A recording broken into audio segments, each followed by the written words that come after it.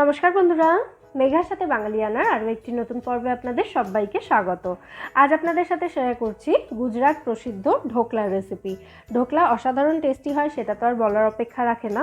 আমরা জেনারেলি বাইরে থেকে কিনেই খাই, কিন্তু ঢোকলা বাড়িতে তৈরি করাও ভীষণ সহজ। তাহলে চলুন আজ স্টেপ বাই স্টেপ ঢোকলার রেসিপি দেখে নেওয়া যাক। ঢোকলা বানানোর জন্য সবথেকে প্রথম ইম্পর্টেন্ট স্টেপ হলো বেসনটাকে ভালো করে চেলে নেওয়া, তাতে বেসনের মধ্যে কোনো বড় দানা বা কোনো লাম্পস থেকে যাবে না। আমি একটা বড় বাটির ওপরে একটা চালনি রেখেছি, তার উপরে দিয়ে দিয়েছি 1 কাপ বেসন। বেসনটা যে কোনো একটা কাপ, বাটি অথবা যে কোনো পাত্রে মেপে নেবেন, কারণ বেসন এবং জলের প্রপোর্শনটা কিন্তু ভীষণই ইম্পর্টেন্ট পারফেক্ট ঢোকলা বানানোর জন্য। একটা চামচ দিয়ে নাড়াচাড়া করে আমি ভালো করে বেসনটাকে চেলে নিলাম। তারপর দিয়ে দিচ্ছি এর মধ্যে স্বাদ মতো নুন, আর 1 টেবিল চামচ মতো দিয়ে দিচ্ছি এখানে পাতিলেবুর রস। শুকনো অবস্থায় এটাকে একটু নেড়েচেড়ে মিশিয়ে নিয়েছি। তারপর অল্প অল্প করে জল দিয়ে একটা ব্যাটার আমাদের তৈরি করে নিতে হবে। আর এখানে যতটা আমি বেসন ব্যবহার করেছি ঠিক তার অর্ধেক পরিমাণে জল ব্যবহার করতে হবে। সেই জন্য বলেছিলাম যে কোনো একটা পাত্রে বেসনটাকে মেপে নিতে, যাতে সেই পাত্রে যতটা বেসন নেওয়া হয়েছে তার ঠিক অর্ধেক পরিমাণে জল দেওয়া হয়। জলটাকে অল্প অল্প করে মেশাতে থাকবেন, তাহলে দেখবেন একদম পারফেক্ট একটা ব্যাটার, স্মুথ একটা ব্যাটার তৈরি হচ্ছে। না হলে কিন্তু যদি একেবারে জল ঢেলে দেওয়া হয় তাহলে কিন্তু ব্যাটারের মধ্যে লাম্পস থেকে যাবে। ব্যাটারের কনসিস্টেন্সিটা ঠিক এরকম হতে হবে, খুব বেশি পাতলাও যেন না হয়, খুব বেশি ঘনও যেন না হয়। আর ব্যাটারটা ভালো করে মেশানো হয়ে যাওয়ার পর এটাকে 2 থেকে 3 মিনিট ভালো করে ফেটিয়ে নিতে হবে, যাতে একদম স্মুথ একটা ব্যাটার তৈরি হয়। ব্যাটারটা রেডি হয়ে গেছে, এবার এটাকে ঢাকা দিয়ে রেখে দিতে হবে মিনিমাম 30 মিনিটের জন্য, যাতে এর মধ্যে থাকা বেসনটা ভালো করে সেট হয়ে যায়। প্রায় 30 মিনিট ব্যাটারটা ঢাকা দিয়ে রাখার পর আমি এটাকে নিয়ে চলে এসেছি। এবার এর মধ্যে বাকি উপকরণগুলো মিশিয়ে দেব। প্রথমে দিয়ে দিচ্ছি আমি 1 টেবিল চামচ মতো সাদা তেল। তেল দিলে ঢোকলার মধ্যে ময়েশ্চার বজায় থাকে, সেটা খাওয়ার সময় খুব ভালো লাগে খেতে। আর দিচ্ছি এখানে বেকিং পাউডার 1/2 চা চামচ মতো।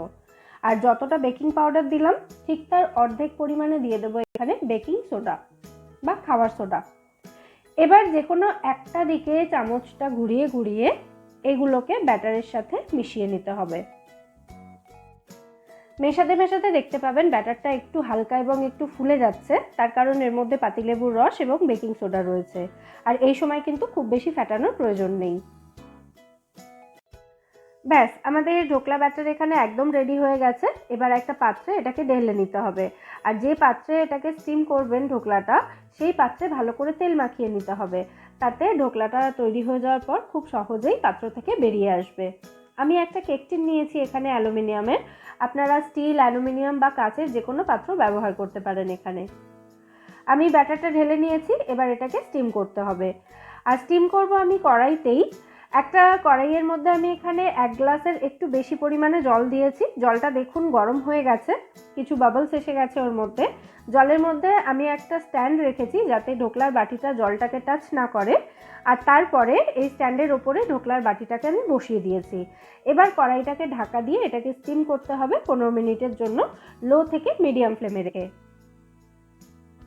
প্রায় 15 মিনিট হয়ে গেছে। এবার ঢাকনা খুলে নিয়ে ঢোকলাটাকে চেক করে নিচ্ছি। একদম কেক চেক করার প্রসেসেই কিন্তু ঢোকলা চেক করতে হয়। মানে একটা টুথপিক নিয়ে ঢোকলার ঠিক মাঝখানটাতে এভাবে একটু গেঁথে দেখে নিতে হবে এর গায়ে ব্যাটার লেগে রয়েছে কিনা। দেখুন টুথপিক একদম পরিষ্কার বেরিয়ে আসছে, তার মানে কিন্তু ঢোকলা একদম ভালোভাবে তৈরি হয়ে গেছে। যদি দেখেন এর গায়ে ব্যাটার লেগে রয়েছে একটু, তাহলে এটাকে আরও 5 থেকে 7 মিনিট মতো স্টিম করে নিলেই হবে। বিভিন্ন জায়গায় আমি টুথপিক গেঁথে এভাবে দেখে নিচ্ছি যে টুথপিকের মধ্যে কিছু লেগে আছে কিনা। তার মানে সব জায়গা থেকে একদম পারফেক্টলি স্টিম হয়ে গেছে ঢোকলাটা। ঢোকলার বাটিটা কড়াই থেকে বের করে এটাকে একটু ঠান্ডা হওয়ার জন্য রেখে দেব। আর এই সময় আমি তৈরি করে নেব ঢোকলা ভেজানোর জলটা। প্রথমে একটা ফ্রাইং প্যানে আমি 2 টেবিল চামচ রিফাইন্ড অয়েল দিয়েছি। তারপর এর মধ্যে 1 টেবিল চামচ মতো কালো সর্ষে দিয়ে দিলাম। সর্ষে ফেটে সবটাই বাইরে পড়ে যাবে, সেই জন্য ঢাকা দেওয়া জরুরি। আর ঢাকা দেওয়ার আগে এর মধ্যে দিয়ে দিলাম আমি 4টে চেরা কাঁচা লঙ্কা এবং 10-12টা কারি পাতা। কারি পাতা দেওয়াটা কিন্তু একেবারেই অপশনাল। ঢাকা দিয়ে এটাকে 30 থেকে 40 সেকেন্ড মতো রেখে দেওয়া হয়েছে, তাতে এটা একটু ভাজা ভাজাও হয়ে গেছে আর এটা ফেটে আর বাইরে চলে আসবে না। এই সময় আমি ঢাকনাটা খুলে নিয়েছি এবং এর মধ্যে দিয়ে দিচ্ছি হাফ কাপ মতো জল। এবার এর মধ্যে দিয়ে দিচ্ছি স্বাদ মতো নুন এবং চিনি। এই ঢোকলা ভেজানো জল বা চাটনি যেটাই বলুন না কেন, এর টেস্ট কিন্তু একদম চটপাটা হতে হবে, মানে টক ঝাল মিষ্টি তিনটে টেস্টই এর মধ্যে থাকতে হবে। নুন চিনিটা দেওয়ার পর ভালো করে আমি মিশিয়ে দিয়েছি। তারপর এটা ঢাকা দিয়ে 2 থেকে 3 মিনিট এটাকে ফুটতে দিতে হবে মিডিয়াম ফ্লেমে রেখে। 2-3 মিনিট ঢাকা দিয়ে এটাকে আমি মিডিয়াম ফ্লেমে ফুটিয়ে নিয়েছি। তারপর এর মধ্যে দিয়ে দিলাম আমি 1 টেবিল চামচ পাতিলেবুর রস। আগেই বলেছি এটা ভীষণই চটপাটা খেতে হবে, সেই জন্য লেবুর রস দেওয়াটা কিন্তু ভীষণই গুরুত্বপূর্ণ। আর নামানোর আগে 1 মুঠো মতো ধনেপাতা কুচি ছড়িয়ে আমি গ্যাসটা অফ করে এটাকে নামিয়ে নিচ্ছি।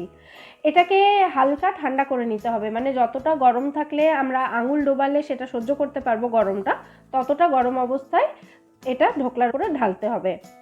এদিকে এতক্ষণে আমাদের ঢোকলাটাও হালকা একটু ঠান্ডা হয়ে এসেছে। এবার এটাকে বাটি থেকে বের করে নিতে হবে।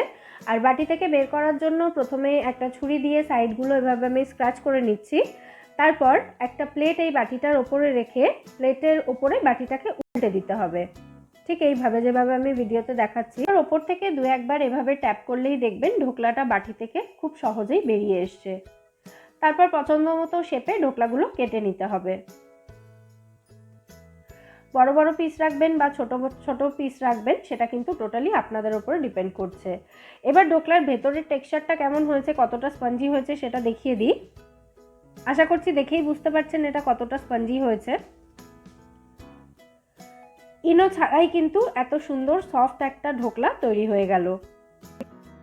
এবার আমাদের ঢোকলাকে জল খাওয়াতে হবে, তবে জল খাওয়ানোর আগে আবারও বলে দিচ্ছি ভালোভাবে খেয়াল রাখবেন ব্যাপারটা, যাতে ঢোকলা এবং ঢোকলার এই জল বা চাটনি দুটোই হালকা গরম অবস্থায় থাকে, একদম ঠান্ডা যেন না হয়ে যায়।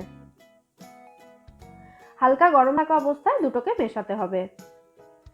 ঢোকলার প্রত্যেকটা পিসের ওপরে যাতে এই জল দেওয়া হয় সেটা খেয়াল রাখবেন।